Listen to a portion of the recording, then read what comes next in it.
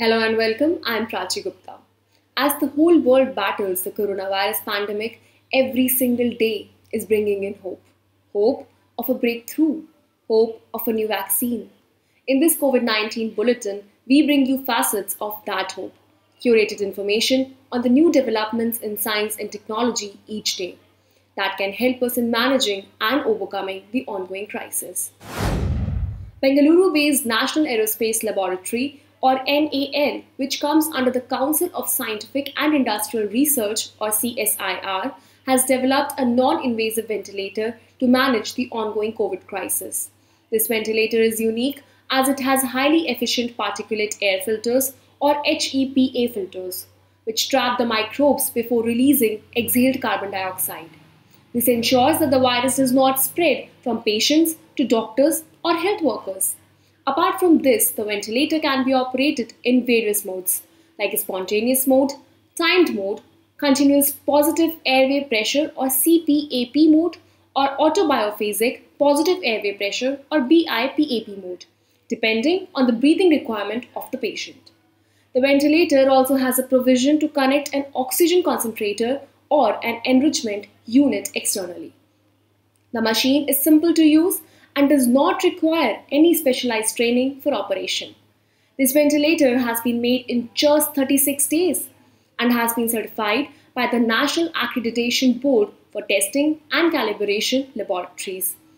CSIR NAL is in the process of getting it approved by other regulatory authorities and is in talks with public and private industries to partner for mass production. Let's hear more about this ventilator from Dr. C. M. Ananda, who is a chief scientist at the CSIR's National Aerospace Laboratories. This BiPAP system, which is a non-invasive ventilator, so typically it is most important that in the current scenario, it is ideal to treat moderate or mid-range severe COVID patients who do not require intubation and invasive ventilation. Those cases which are pre-ICU scenarios are more applicable where this system can be used.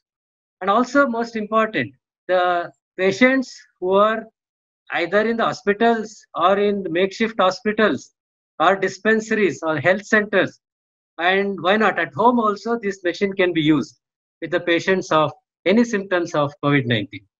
See, CSIR NAL has already taken a lot of steps today and in the past also, and similarly to this product also, we have had a lot of talks with major private and public sector companies in the country, and the discussions are quite advanced today that we are ready to take up the mass production of this Swasthvayu in the country for various regions in the country, not only in a specific region, various regions in the country. So the mass production plan is already in place, and we are about to start in couple of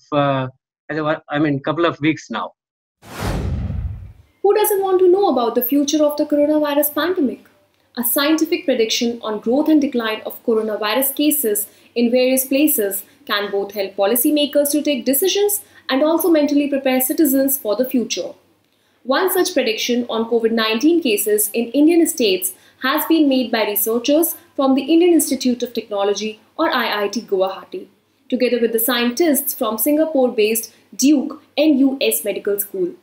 The researchers have used data science models to analyze and predict the total number of infected people from different states in India in the next 30 days. To avoid misinterpretation based on a single model, the scientists have predicted the numbers from 3 separate models: the exponential, the logistic, and the susceptible infectious susceptible model, along with the model-free daily infection rate using open source data. Finally, the results from these models were interpreted to arrive at the conclusions. Based on their results, the researchers have categorized states as severe, moderate, and controlled.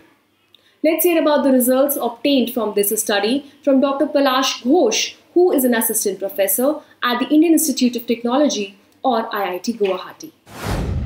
We are working on to analyze and predict state-wise coronavirus data from India, and we have fitted different models like logistic, exponential, and then found that if we rely on one particular model, that can mislead us. So based on the daily infection rate, we combined the forecast from the logistic model and the exponential model and provided a combination or linear combination methodology to get out the total number of infected people state-wise. And when we add them all, the number of people that may infected at the end of May is coming out 1.5 lakh. And in this regard, we particularly want to emphasis on the non-parametric analysis like based on DIR, that is daily infection rate, which will tell you that if that DIR rate is very high, then there are a lot of people in the community who are roaming around without knowing that they are already infected by the coronavirus, and they potentially can infect many more other people. So these numbers are there for the planning purpose. For example, for Maharashtra, we are saying that the number could hit around 44,000 at the end of May. So depending on that, policymakers can take a call how many number of beds, what kind of stock of the medicines, all these kind of things can be planned ahead.